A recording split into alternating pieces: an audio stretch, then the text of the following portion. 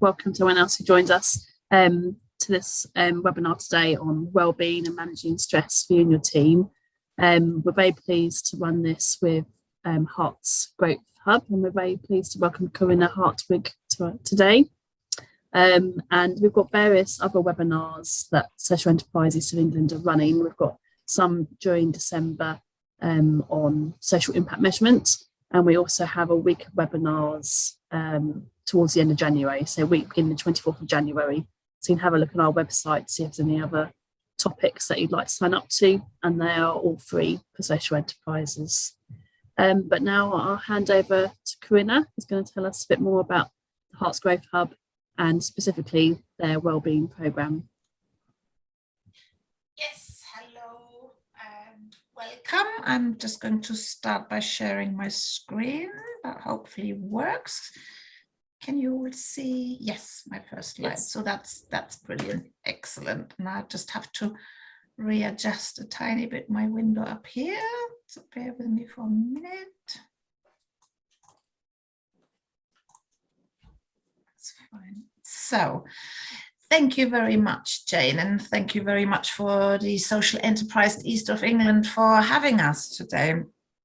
And welcome to this kind of short workshop on ways how to reduce your stress for you and your teams. My name is Corinna Hartwig, and I'm working part-time here at the Hertfordshire Growth Hub as one of the SME Wellbeing and Resilience Programme coordinators. Of course, in these times of uncertainty, all the uncertainty has a significant impact on our day-to-day lives and ways of working, and trying to adapt to the changes and the new can increase feelings of stress.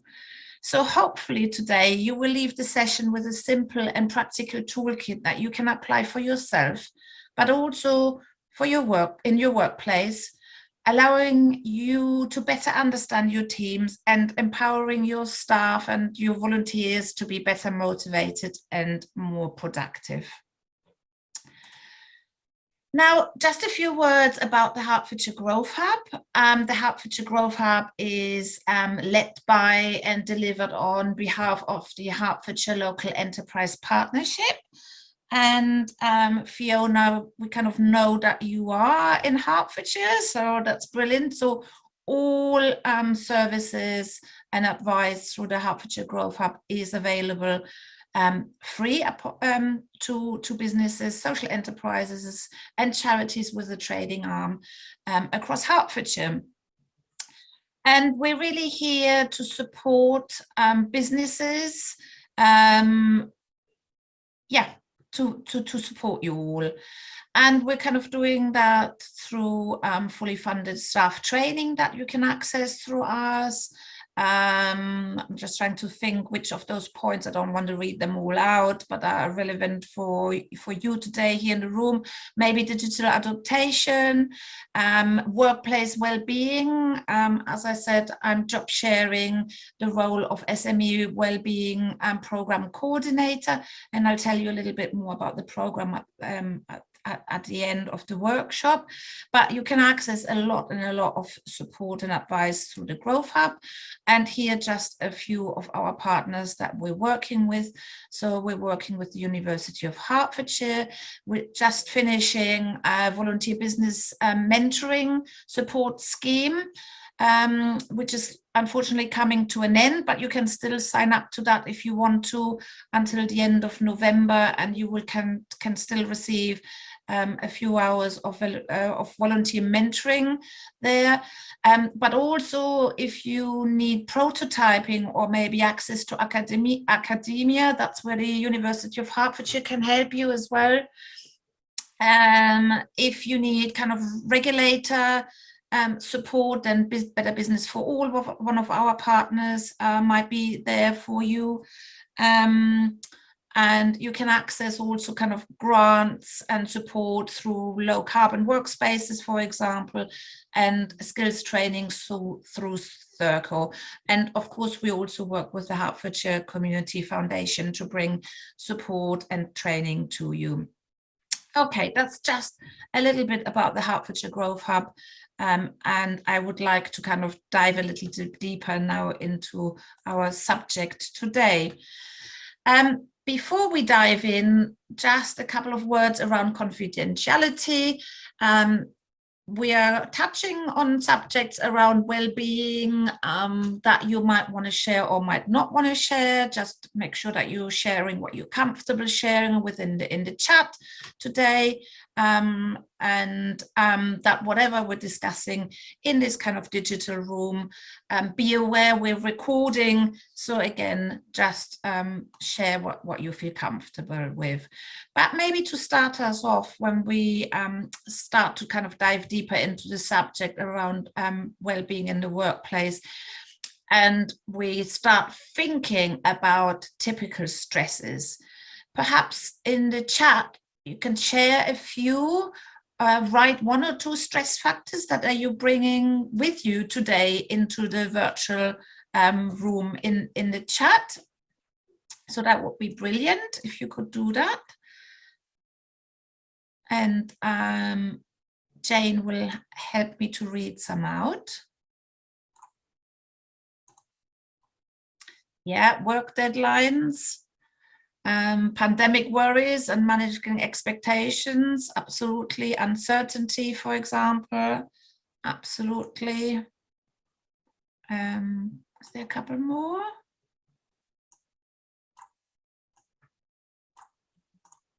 It's okay.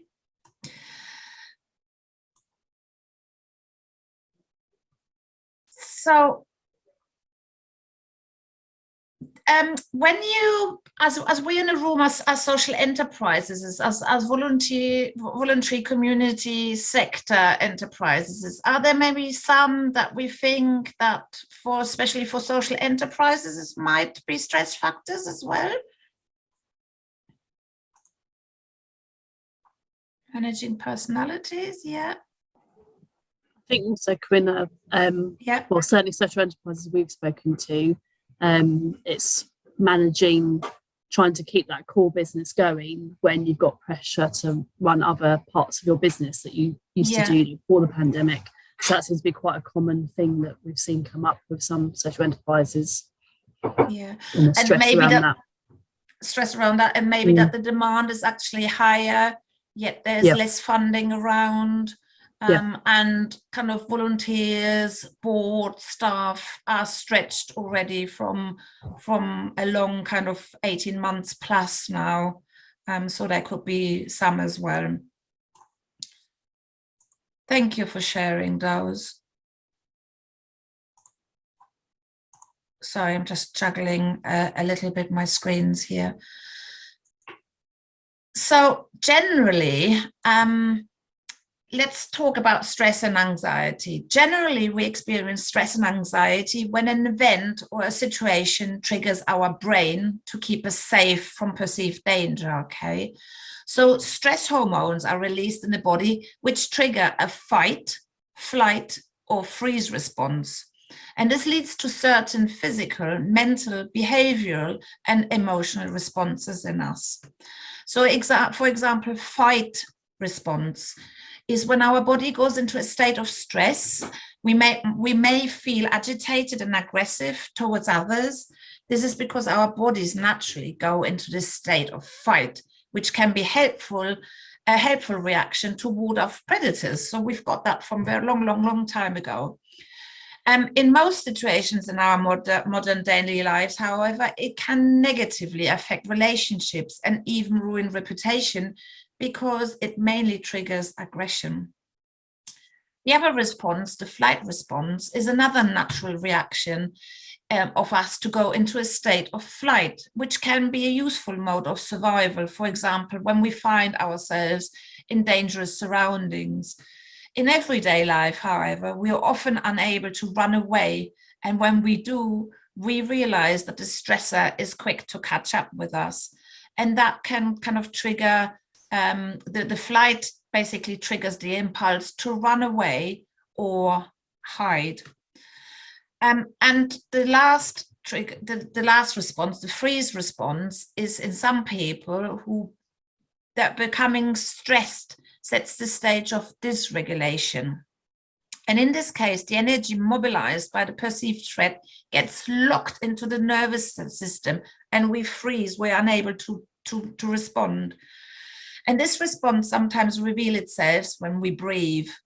Holding our breath and shallow breathing is in stressful situations are both forms of freeze.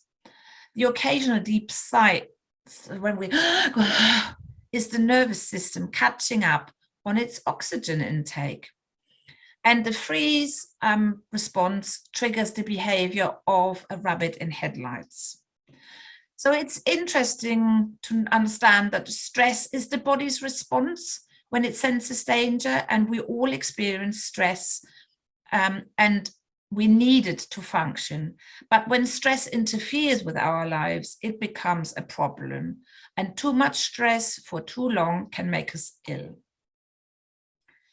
So perhaps you can share a little bit what you think that might be some of the typical stresses experienced in the workplace, as we're talking about workplace well-being and workplace stresses. And whilst you share in the chat, I can maybe reveal a few from the CIPD that carried out a work survey which identified the main causes of employee stress.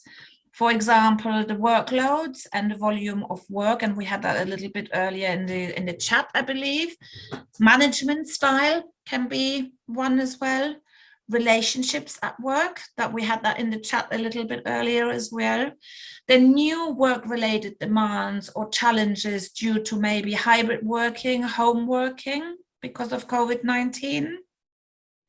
Obviously, COVID-related anxieties, for example, the fear of contagion in the workplace or on the commute. And this is obviously heightened yet again, unfortunately, by the news last week that there is a mutation in circulation again. So perhaps our anxiety levels are going up again.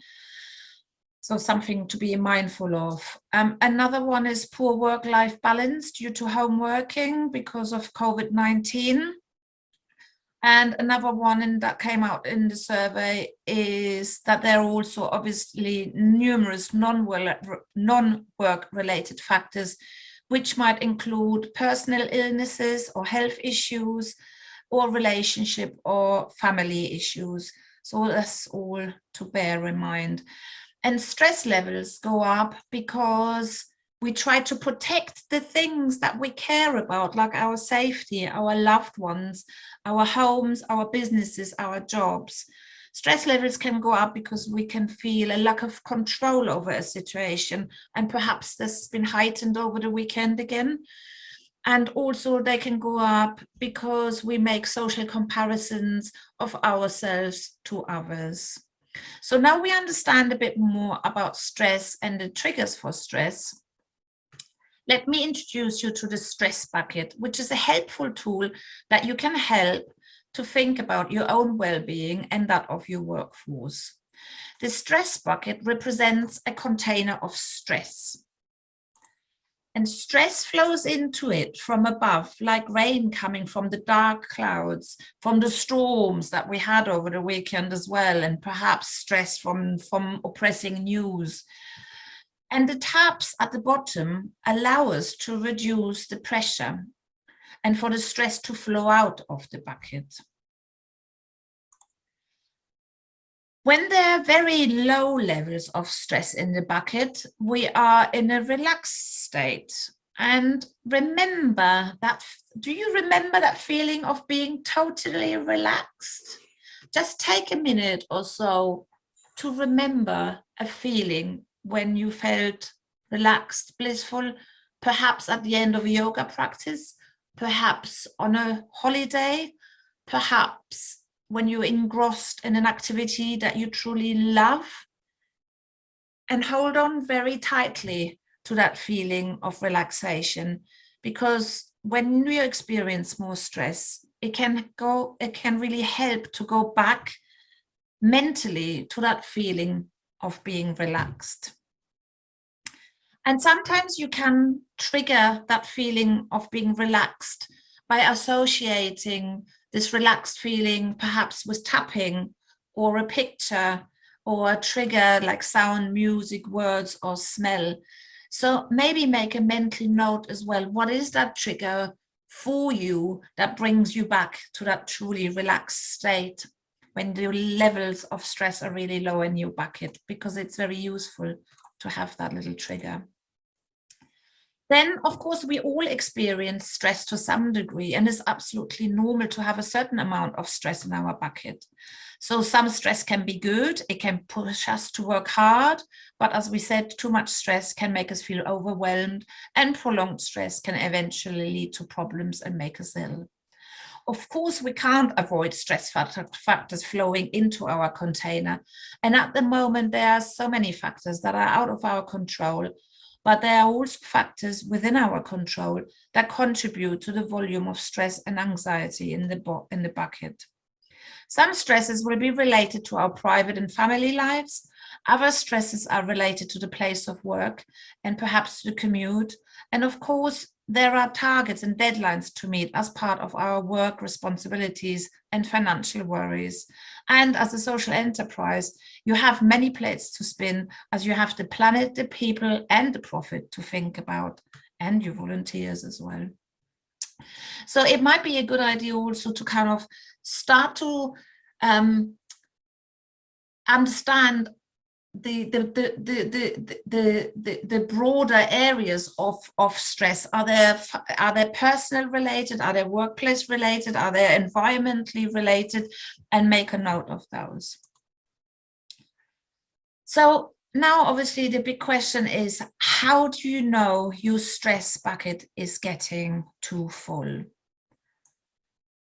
Now, if you want to, you can share a few in the chat. So how do you think you know that your stress bucket is getting too full? What are the signs that it's overflowing? So these could be that you're irritable, aggressive, impatient, or wound up, that you feel overburdened, that you feel anxious, nervous, or afraid. Your thoughts are racing and you can't switch off. You're unable to enjoy yourself. And I know that's one of mine. I'm less likely to smile or crack a joke or even understand a joke when my bucket is full to the brim. Some of you also might recognize that there is a feeling of depression, being depressed. Maybe some of you feel uninterested in work or life generally. Could be that you lost your sense of humor, as I just said, or there might be a sense of dread, and perhaps some of us have started experiencing that again over the weekend. You might worry more about your health, or you have niggles and pains that you didn't have before, or you might feel neglected or lonely. So these could be all signs that your stress bucket is getting right up to the brim and overflowing. So obviously, if the bucket overflows, problems will develop. And this is because if stress is unaddressed, and it can cause mental health issues like depression or anxiety and harm our physical health. So to put things into perspective, about 1 in 6 British workers will experience depression, anxiety, or stress-related issues, according to the Mental Health FA in England. And you can actually follow the hashtag address your stress there. It is therefore helpful to take a moment and note the different factors that fill your bucket above the normal line and to differentiate between the factors. It helps to pause for a moment and write down all the different stress factors on different post-it notes and group them to identify which ones we have under control or we have control over, and which ones are totally out of our control. So stress factors outside of our control could also be analyzed, for example, in a pest or pestle framework that we would do as our normal kind of business planning as a social enterprise or as a business. And that really helps us to kind of look at the kind of macro environmental factors in our organizations as well.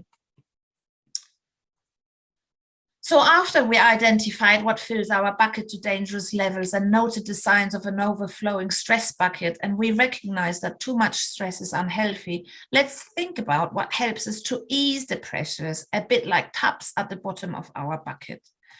To release the stress and lessen it, you could try to open some of the taps. So what could be helpful coping strategies? And feel free to share a few in the chat. That would be brilliant. And whilst you do that, I help you a little bit along the way. So for example, we can all think about physical well-being to release pressures. So making sure that we take regular physical activity, making sure that we have a well-balanced diet, eat the rainbow, and we truly have to do it, and that we're getting enough quality of sleep, and that perhaps we go on a frosty walk outside when it's cold, or that we go for a walk in the dark where it's safe, just to make sure that we get enough regular physical activity. And that could be yoga for some, or it could be going on your treadmill or on your bike, but make sure you do it. The other tap that we can use to reduce stress in our bucket and release some of that is obviously looking after our mental well-being once we looked after our physical well-being first. So practicing relaxation and meditation, mindfulness as well, and there's good apps out there, or even just listening to some music, yoga, but also maintaining social contacts, even if they're virtual, is really, really important, and making sure we really do that on a daily basis. And after this, I'm going to make time to go for a quick walk with a friend of mine who reached out this morning and said, hey, have you got half an hour to come for a walk? And I said, you know what, today I'm going to make time for exactly that. And it's also looking after our mental well-being is managing our boundaries. That goes with kind of working at home as well. So really establishing some boundaries. And I will show you a little bit later on how you can kind of do that with a well-being action plan as well, how you can communicate those boundaries. Another way to reduce pressures in your bucket and release the stress in it is to practice reflective practice, which is an opportunity to learn from experience and to acknowledge what we can and cannot control. So doing more of what works for us and doing less of what causes us extra stress. Sometimes easier said than done. And of course, seeking additional support through peer groups or from a manager, if you have one, if you employee. But also, if you are a manager, maybe seek support from your fellow other managers, and that might be maybe in another organization. Do a bit of networking and support each other that way. And if you're a manager or business leader, you can also seek support from the SME Wellbeing and Resilience program. Basically, we're here at the Hertfordshire Growth Hub to talk to you, to help you talk through perhaps or look at your people strategy if you have one. If you don't have one, maybe think about one now, about well-being strategies, about action plans, and how you can pull all of that together, making sure that you do your duty of care, that you're looking after your staff, hybrid working in the office, but also perhaps your contractors, your freelancers, and your volunteers, because that's obviously what you need to do. So come in and speak to us, and the SME Wellbeing and Resilience program is here to help you with that. So we kind of looked at different taps that we can open at the bottom of the stress bucket, the stress container, to release and lower the level of stress. So there are obviously these ones that we discussed are clearly helpful coping strategies. And when these taps are working well, they will really reduce the stress levels, and you will feel more in control. And feeling in control will rebalance your well-being and free up the positive energies. And that's really what well-being is about being in control. And well-being, from, if you think about it in that way, is kind of a way to feel in control with all the things that are going on in our world, in our lives, in our workplaces, and not just because of COVID. But of course, there are also some unhelpful coping strategies that are best avoided. And I'm not going to ask you to share those in the chat, but I'm going to tell you a few that are kind of common unhelpful coping strategies. So negative self-talk. Does that resonate with anyone? Criticizing yourself, letting the voice of the imposter syndrome talk far too loudly. Tell him to go and sit by the door and wait, because right now is unhelpful. But you might also have unhelpful coping strategies like becoming perhaps a little bit more aggressive or even violent. And I know that I kind of start to bark at my family very quickly, and that's a way of me to release some of the stresses. And I should maybe go for a walk instead, count to 10, and then come back into the family space. But I know that's one of my coping strategies, is a little bit of aggression.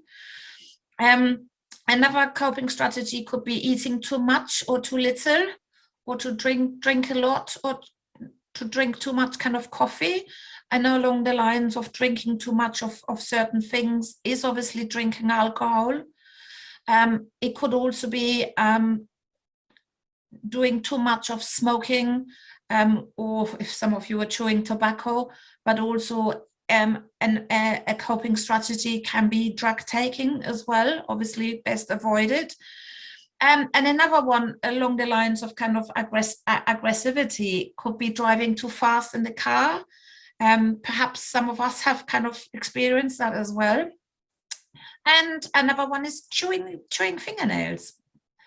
So obviously there is many more out there, but all of them are best avoided, as they could lead to the taps being actually blocked and creating actually increased levels of stress, and potentially leading to the bucket overflowing once more, and then you're a little bit in a vicious circle. So when it comes to resilience and the stress bucket, I would say that your resilience is represented by your very own ability to bounce back from the increased levels of stress. And resilience allows you to function, work, and be healthy. Don't forget that aspects such as the shape or the size of your bucket, how old your bucket is, how well the release taps are working, and whether it has had its knocks, are all factors that will influence your very own personal resilience. You can use the buckets tool for yourself, for each member of the board or of trustees, or your team members, or you could even use it for a group of volunteers who are perhaps at the front line and have heightened levels of stress. But you can use the bucket. I've got a real one here, but you can't, unfortunately, the camera doesn't grab it up, but it's a real bucket, the bucket that you can see on the photo. You can use it in real life, but you could also do this bucket exercise digitally. So you could use a Google Jamboard and get everyone to write on a post-it note the different levels of stress, and you could virtually scrunch them up after discussing them, of course, and analyzing them. But you could also use a mirror board to do that. And it's quite good so that you can kind of really realize what are the stress factors, and trying to see, are they out of our control? Are they within our control? So that you can work better with your staff and teams. Obviously, be a little bit mindful that it doesn't become a whinging session. That's not the idea. The idea is to really be looking at the different factors, at the different stress factors, identifying them and making sure that you can address them. So staff can be encouraged to use the idea of a stress bucket to help them in stressful situations. And it's a tool that many people find useful.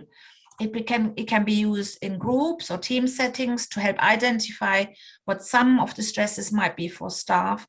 And that can be done anonymously by staff writing down on individual pieces of paper, scrunching them up and then throwing them in a centrally placed bin. And then these can be looked on after the session to inform future interventions, or depending on the circumstances, can be read out to the whole group for discussion. It's an activity that has to be facilitated and managed well. As I said, otherwise it could turn into a whinging session. And to ensure a positive outcome to the session, staff can then be asked for their suggestions of taps that they can use to lessen their own stress. And others in the room can learn from that. So the benefits to the employer of reducing the causes of stress at work so why are they important and what are the benefits? Well, the evidence shows that by reducing the causes of stress at work, there are many benefits to the employer, including making staff healthier and happier at work, improving performance and productivity, reducing absence levels, reducing workplace disputes, and making the organizations much more attractive to job seekers and retaining staff that we all have problems at the moment as well. And don't forget, as an employer, you have a legal obligation to ensure the health, safety, and welfare of your employees. So, what else can you kind of use? Other tools to use in the workplace. Before talking about the tools, it is really helpful to have management buy-in for well-being in the workplace, and to think about that. Is there a true buy-in? And if you're a bigger organization, see if there's anyone in management who can be a champion for workplace well-being. If you are a very small organization, it's really important that you still take a bit of time out to think about what does well-being mean for us as a social enterprise. And I know it's not easy to do if you're a very small team, but come to us and we'll help you talk that through. And it's really also important to embed health and well-being in your organizational culture and in your values by having a well-being strategy. And thirdly, check in on regular basis with your team, informally and informal ways if you're a manager. If you're leading volunteers, also check in with them. And I personally think it's also, it would be also really nice to kind of check in with your contractors or your freelancers, because they might have, you know, they're embedded in the same environment that you are, and might really appreciate that and can be therefore more productive for you as well. So what tools can you use? You can use the stress bucket or container that we kind of discussed. Of course, you can use that tool for yourself. And as I said, you can use it for each of your team members, or you could use it as a department or as a team bucket. And I said you can try that in a digital way or have a real life bucket. Further, it's really useful to look at a well-being strategy. And what I want to discuss, though, which is a little bit of a lower level, is a well-being action plan. So a well-being action plan can be downloaded from the Hertfordshire Growth Hub website, and we will share the details with you later. And they're very easy and a very practical way of helping you to support your own mental health at work, even if you're working from home. And if you're a manager, a well-being action plan will help you to support the mental health of your team members. For example, here are a few questions that the wellness or well-being action plan can help you to ask and discuss. For example, one question that I ask is, what support can your manager or colleagues put in place to minimize triggers and or support you during a stressful time? So you can talk them through. There's also one for working from home, and it just helps you to think through all the different elements, really, and to put a little action plan into place should the balance not be right, should there be increased levels of stress, and who you're going to go to, and how you're going to reduce them again.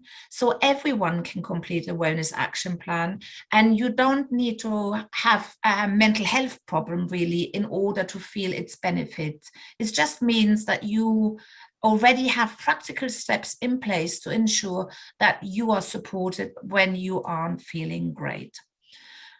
And we also have a on-demand video that you can watch for free on the Hertfordshire Growth Hub website as well, and we'll share that with you to watch back, especially around the well-being action plans. So give the stress bucket a go and head over to our website to download, as I said, the free Mind Wellbeing Action Plan, or watch our on-demand video. And I'm coming to the end shortly. Just to finish off there, just a couple more tips from me. So practice good time management and keep communicating, especially now, again, as there's so much uncertainty out there. But also talk to trusted people, talk to us, talk to other managers, maybe in other organizations. And we have a lot of resources on the Hertfordshire Growth Hub Knowledge Bank on our website, which is really a collection of useful articles and tools and on-demand videos that can support you, especially around well-being. And everyone's been affected by the COVID pandemic. We all have been in the same storm, but in different boats. And unfortunately, it looks like that yet another storm has started brewing and is kind of hitting our shores. But also, our buckets are all different shapes and sizes, and therefore our resilience are different too. If you're not in a good place, you're going to find it difficult to support others. So look after yourself first. And my colleague Sue would say, put your oxygen mask on first on the plane in the situation of the face mask falling out of the ceiling because of an emergency. Make sure you look after yourself first. Make sure you take that deep breath. You're giving your body enough oxygen and you're looking after yourself first. Only then are you in a place to support others. And very finally, do something that you enjoy on a daily basis. And whilst we have been putting this presentation together, and it's a few months old, after the summer, we discovered that Tom Daly enjoys knitting, and so do I. So whatever helps you to release stress and pressures, go and do that, and do more of that, and remember that feeling of being totally relaxed. So here are a few resources and signposting, and we'll be sharing those slides with you. Yeah, come and speak to myself or my colleague Sue. Make sure you read relevant blogs and articles around workplace well-being, and there's lots of free resources out there. We're here for you. Come and talk to us. We have also a well-being during challenging times guide that you can download that can help you with having perhaps more difficult conversations as well. And also there is quite a good resource sheet with organizations within Hertfordshire that can help perhaps staff members with well-being support as well. So I think that's all from me from now, and I'll hand over to Jane now, and I'm quite happy to answer any questions you might have. Thanks, Corinna, so much. That was really useful.